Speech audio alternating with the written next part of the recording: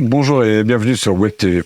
Aujourd'hui, je vais vous parler du protocole SRT développé par iVision,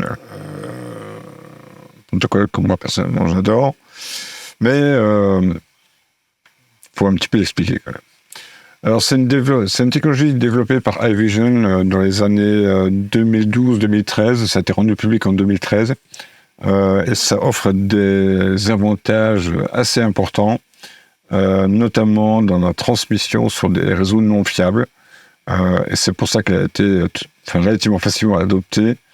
Dès lors où on voulait transmettre sur les réseaux, Internet en l'occurrence, où on ne sait pas du tout à quelle bande passante on va se retrouver. On peut être ici en sortie sur du 200 gigabits, 200 mégabits, en sortie, mais on ne sait pas du tout ce qu'on a derrière. Donc tout ça, il faut le savoir. Et SRT, la SRT développée par iVision, résout ce problème. Donc c'est un protocole ouvert. Il est open source, développé par iVision évidemment, mais il est open source. On peut tripoter dedans sans problème si on est développeur. Et il a été conçu pour la diffusion sur des réseaux non fiables. Non fiables, à savoir Internet en l'occurrence. Il est haute performance parce qu'il assure une latence très faible et il maintient la qualité d'image, la vidéo, audio et vidéo. Et ça même dans des conditions de réseau difficiles qu'on peut rencontrer. Moi, je les ai rencontrés sur ma Web TV. C'était sur de l'ADSL chez Free. C'était une catastrophe à l'époque, c'était en 2015-2016. Et là, les SRT, en l'occurrence, auraient été franchement fantastiques, parce qu'on aurait tout de suite baissé de bande passante. La sécurité est renforcée, c'est-à-dire qu'en fait, il y a un mécanisme de chiffrement qui est robuste et qui protège donc efficacement le contenu transmis. Le fonctionnement du SRT, il établit d'abord une connexion entre l'émetteur et le récepteur. C'est ce qu'on appelle le handshake, qui est crypté.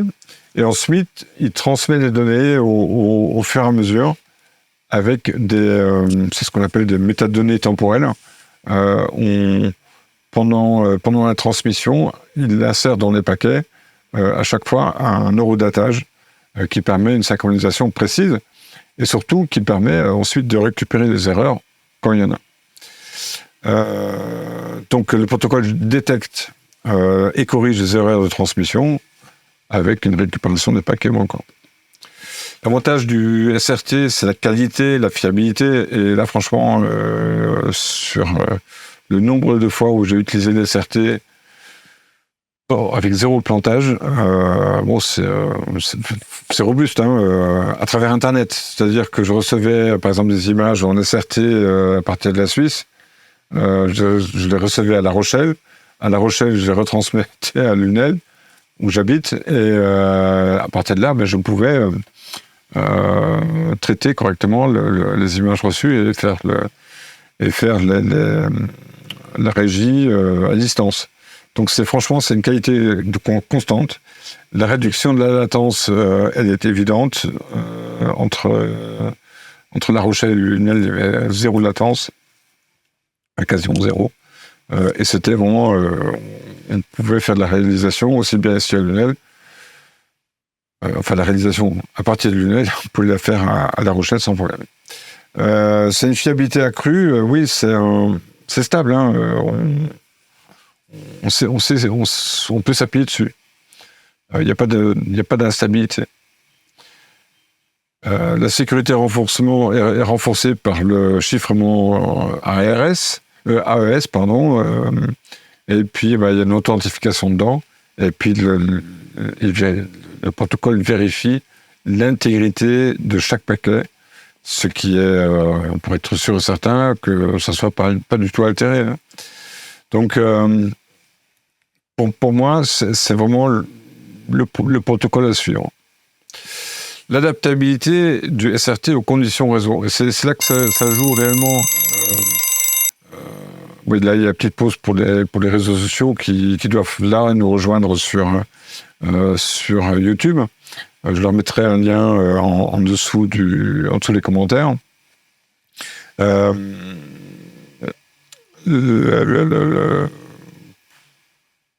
Bref, je reviens dessus. Voilà, l'adaptabilité du SRT aux conditions du réseau. Internet, c'est un réseau qui n'est pas fiable. Bon, on sait que la bande passante, une fois qu'on est sorti de sa box, elle est quand même relativement puissante. Des engorgements. Moi, j'en ai vu au début d'Internet dans les années 96-97. Mais là, ça fait un bail que j'ai pas vu de gros ralentissements, et tant mieux. Mais globalement, on ne sait pas du tout par où le flux il va passer. Ça peut passer par les États-Unis pour rester en France. Donc il y a tout un ajustement qui s'est fait d'une façon dynamique. Et le SRT s'adapte justement à cette problématique entre les paquets perdus, entre la synchro des données, c'est-à-dire pour récupérer les données et les réinsérer au bon endroit, pour que tout ça soit logique. En tout cas, on crée un genre de buffering pour avoir une marge sur les erreurs éventuelles.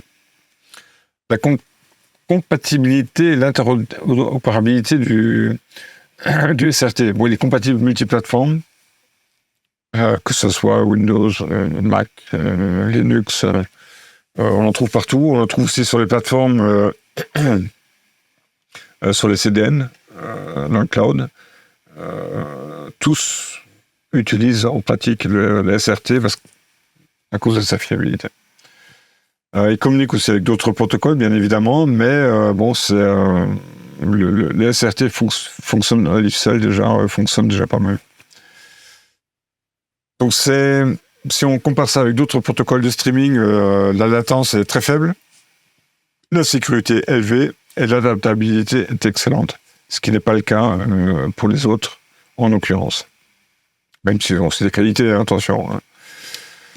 L'application du SRT dans l'industrie AV.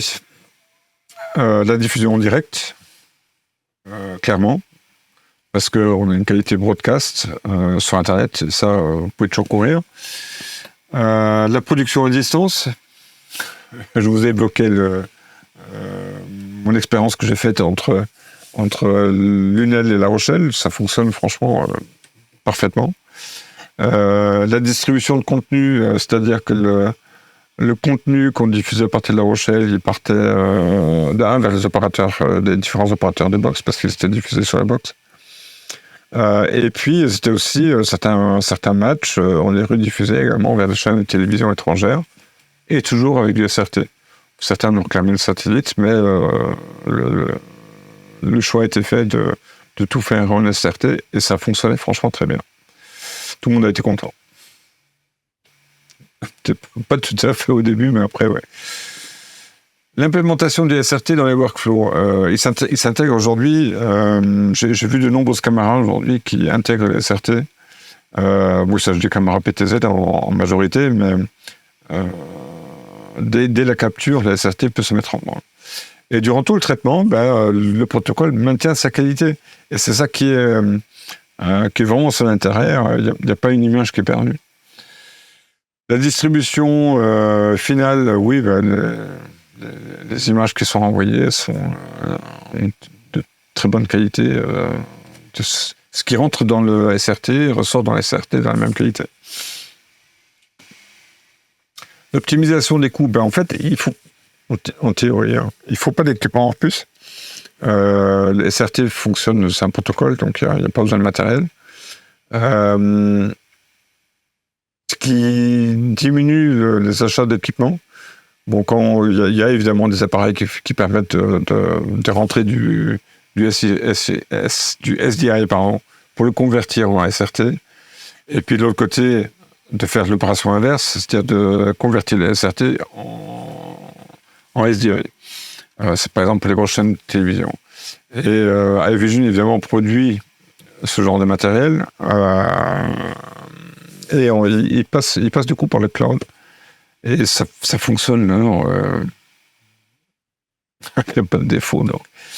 Donc c'est une vraie économie de bande passante parce que le coût satellitaire impossible et d'autres systèmes ils ont un coût de transmission. Hein, donc, et là, on fait une économie de bande passante parce que en fait,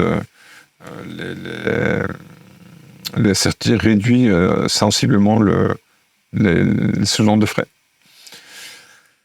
Le processus de diffusion, il est aussi très réduit. Hein, on peut regarder du SRT avec VLC, par exemple. Et donc, c'est un coût opérationnel qui est franchement réduit. À grande échelle, c'est la scalabilité. Je n'ai pas encore essayé de la diffusion directe vers téléspectateurs. Mais pour envoyer sur le cloud, ça fonctionne. Pour envoyer d'une régie à une autre, ça fonctionne à travers Internet. Hein. Et il n'y a pas à dire. Il n'y a pas d'erreur. Et puis, on peut transmettre à l'autre bout du monde sans problème.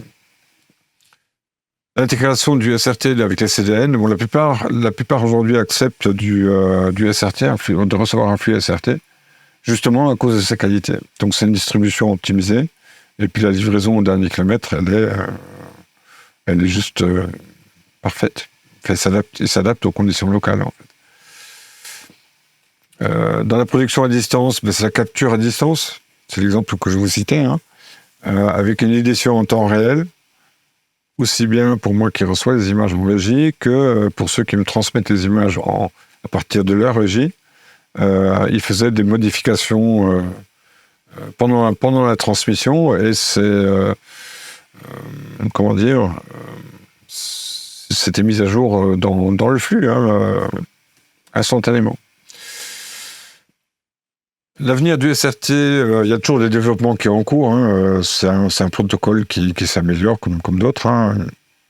C'est l'intégration de la 5G, l'intelligence artificielle, sans doute aussi, qui est intégrée pour optimiser justement toutes les performances. Mais ça, c'est vraiment à l'intérieur, chez iVision en l'occurrence, où ces développements sont en cours.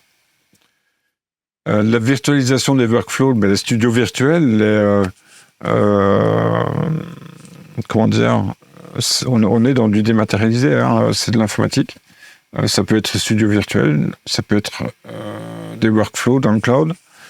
Ils s'y intègrent avec une grande flexibilité qui s'adapte aussi bien à la bande passante sortante que la bande passante entrante.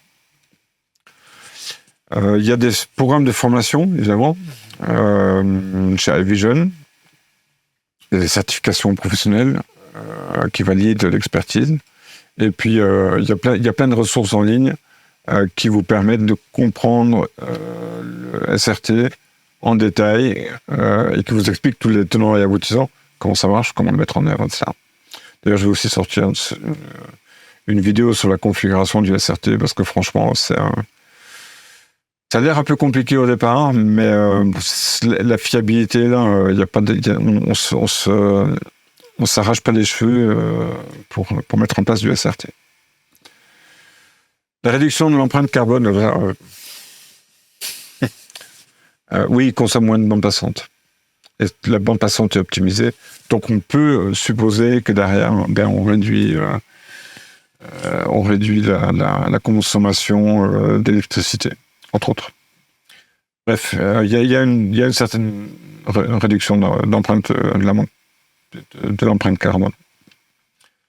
Dans le sport, le défi pour une chaîne sportive qui cherchait à améliorer sa diffusion en direct, elle faisait face à des problèmes de qualité et de latence. Avec les SRT, le problème a été résolu. La transmission est devenue fiable et du coup, la chaîne a augmenté a constaté une nette amélioration, aussi bien de la part du spectateur, avec une qualité de flux, une expérience utilisateur qui s'est nettement améliorée. L'impact révolutionnaire du SRT, on peut dire que ça a transformé quand même les choses, parce que si on le compare avec la NDI a été quelque part une révolution de l'audiovisuel sur IP, mais dans le réseau local. Alors que le SRT, il s'est lancé le défi, non pas de le faire en réseau local, il fonctionne aussi en réseau local, hein, mais aussi sur Internet. Et là, c'était un gros challenge parce que faire ça sur Internet, d'expérience, c'est compliqué. On ne sait pas par où tous les paquets passent. Et du coup, il peut y avoir des paquets qui se perdent. Bon, c'est plutôt rare, mais surtout, il peut y avoir des variations de latence et des incohérences. Du coup, ça génère des artefacts et c'est pas terrible. Donc, à ce niveau-là, ça a été franchement une révolution ou une évolution, comme je préfère l'appeler, ce qui a permis, en gros, de démocratiser le streaming sous un autre aspect. Ça continuera d'évoluer, évidemment. Donc voilà tout ce qu'il y avait à dire dans cette première vidéo consacrée au SRT de iVision. Moi, je donne des formations autour de l'audiovisuel sur IP parce que c'est quelque chose qui est passionnant. Les SRT en fait partie, évidemment, les NDI aussi. Et vous pouvez retrouver un ensemble d'articles sur mon blog weinborg.fr où vous scannez simplement le QR code que vous voyez en bas de l'écran. Voilà, ça sera tout pour cette vidéo. Il y aura une autre vidéo sur la SRT et puis plein d'autres choses. À très vite.